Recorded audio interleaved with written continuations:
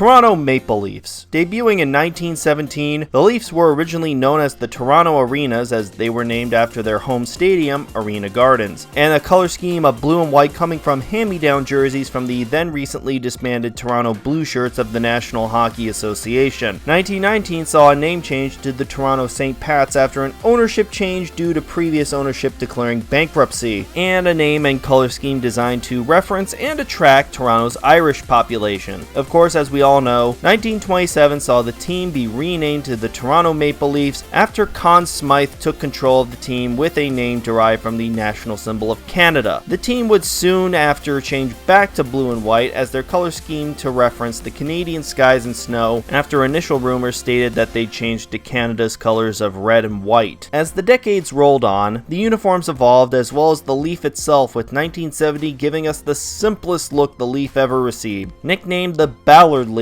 as it came into existence under the ownership of Harold Ballard, the simpler 11-point Leaf endured the longest out of the Leaf designs until 2016 when Toronto had a uniform change to coincide with the last season under Reebok. The new Leaf paid tribute to their logos from 1928 to 1967, while the jersey itself changed its hemline stripe after its 2010 return. The home blue is a timeless look in addition to the road white. It's simple and very much gets the point across. The return to a more complicated Leaf was the best way to go after nearly 50 years of the simpler Ballard Leaf, and I dig how it pays homage to their early history. In 2021, the Leafs gained their first alternate ever that wasn't a throwback, colored all black, and was dubbed Next Gen. Made in collaboration with Adidas as well as big Leafs fan and most hated musician of the early 2010s, Justin Bieber, and his company Drew House. We got the Leafs in black, which I've never been into. Apparently this really appeals to the younger crowd, but nearing 30 myself, I can't say I relate. No joke, the first time I saw these in action, I was in a hotel room in Montreal and a Leafs French broadcast was on, and I was disgusted seeing them look like this after a quick camera shot of Bieber from the stands. Also, TikTok was their helmet sponsor at that time, which made this uniform scream trendy even more. Apparently, the Toronto skyline is visible on the logo and arm stripes, but trying to focus on either of those elements makes my eyes hurt. The jersey is also unique for being reversible like my old basketball practice jersey, except here, the other side reveals yellow and the Drew House logo as the Leaf, but honestly, I could do without that. This definitely feels like a fashion jersey that somehow found its way onto the ice. Finally introduced last year, the St. Pat's faux-back. No, it's not a true throwback, as the St. Pat's ironically never featured a clover on their jerseys. It does look nice, however, since the previous St. Pat's jersey in the Leafs lineup was also white, I would have much preferred a green one. I assume they went with white so the clover would stick out more. Oh, and that stripe doesn't continue on the back.